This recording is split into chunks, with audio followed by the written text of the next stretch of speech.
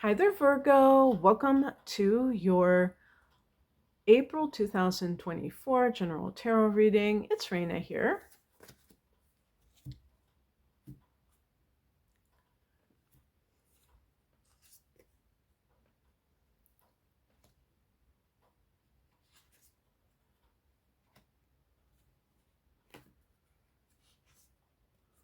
Oh my goodness. I just did Pisces and I got the exact same card in the exact same position. Oh my gosh. I've gotten some, well, you guys are mirror opposites, so that doesn't surprise me, I guess. Kind of surprises me. Okay, I'm going to pick an additional card. Let's see, cut this. I'll pick another one too. Okay. So there's some disillusionment here. There might be some sadness about a loss that is happening. If this is relationship related, um, maybe you have the Four of Swords. I don't know if that has to do with separation. But anyway, the heart of the matter is the Knight of Pentacles. This is kind of that workhorse energy, horse, literal horse, that deals with a person who is, doing the daily grind and day in and day out doing what they need to do. That sounds like Virgo to me. That sounds like something you would do. And by the way, Pentacles, this is a card connected to Taurus, by the way. A fellow Earth sign. Pentacles are connected to Earth. And I was going to say, in Capricorn is the other Earth sign, and here is Capricorn, the devil. That's what this card is connected to. And the devil card, this is in the past position. You see that person, a puppet on the string. What that represents is someone who is being controlled by another person, another entity. So an example would be a person who has an addiction. So let's say that you're with somebody who has an addiction and you have to be the one who works because that other person can't work. Well, that would be an example of that. The Knight of Pentacles can be that you have a very strong work ethic, which I already know about. But the devil can be excessive greed or, over materialism.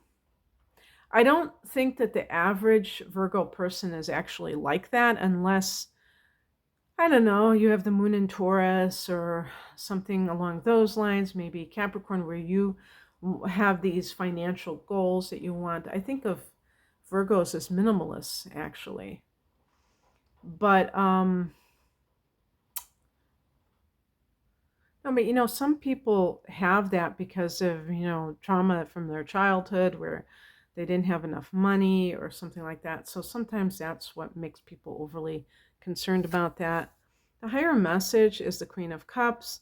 This is a card of, I'm reading this not necessarily literally because the card is about some kind of influence that's very psychic, very artistic.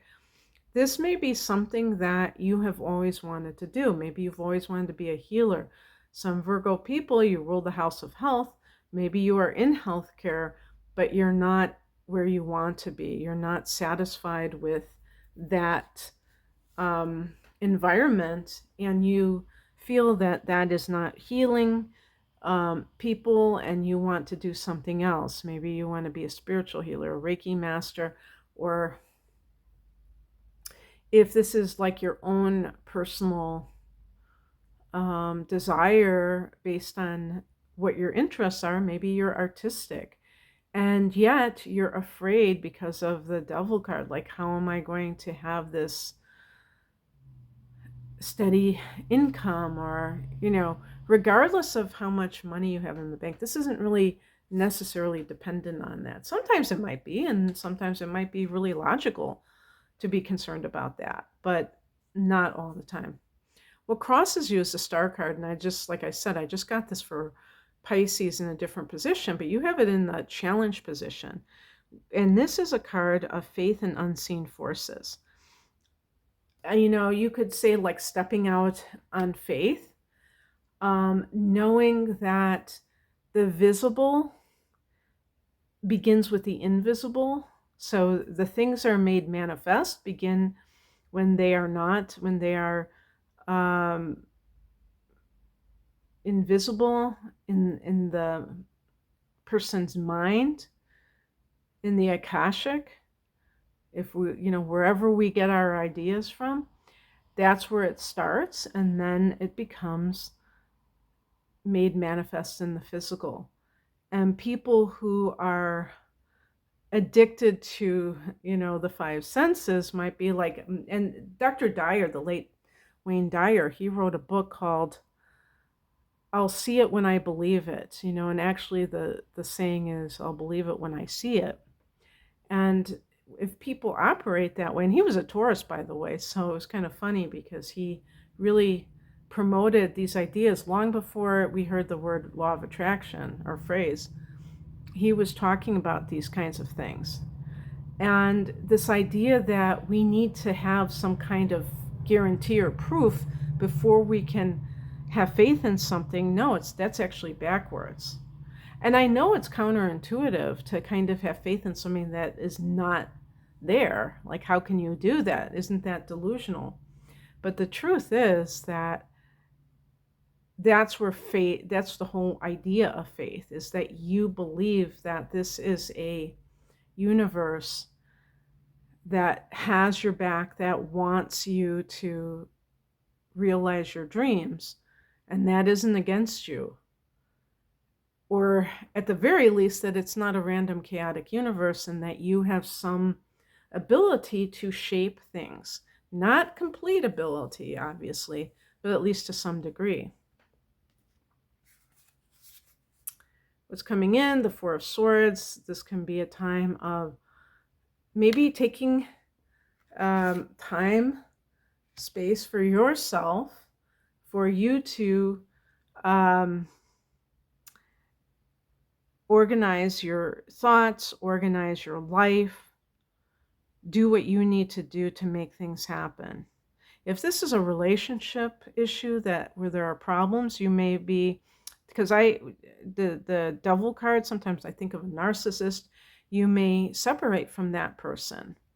Doesn't matter whether you're married or whether you're living with them, you can still physically separate so you can have your own thoughts, so you don't have somebody imposing anything onto you, and you can think for yourself and decide what you want to do.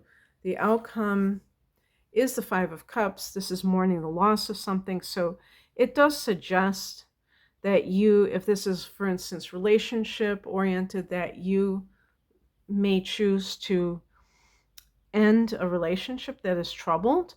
For those who are in jobs they're in that rhythm of the Knight of Pentacles, and that's something that is very comforting to you, very familiar to you, but perhaps you've outgrown it in some way. You may have to mourn the loss of that life before you actually take the plunge, because you're preparing yourself emotionally. So I picked a couple of additional cards just because I don't necessarily like to leave on a note like that. And I got the Four of Cups, which is another card that is showing this dissatisfaction. So all this card really means is the person is feeling unenthusiastic about whatever it is that this reading represents. It could be the job that they're in. And it's not doing it for them anymore. Maybe at one time it was the perfect thing. So I picked another card, and I got the Six of Swords. This is leaving the strife or the drama behind and choosing peace. The blackbirds in this deck, the Light Seers Tarot deck, can indicate some of these cards can indicate the negative thoughts or negative communication, perhaps, because this is swords. So you might decide that you're going to leave that situation that you find yourself in, whether it's a, what do you call it, like a relationship or a job, because you're looking for more peace in your life. All right, that's what I have for you, Virgo. I hope that this resonated. If you would like a private reading, I'm primarily an astrologer and I have some package deals, you know, chart interpretation and transits reading for a special price called my deep dive reading. The whole enchilada is that reading plus a full-length tarot reading for a special price. And, career readings, love readings, yada, yada. You can find out more information at the link below. Thanks for watching. Bye.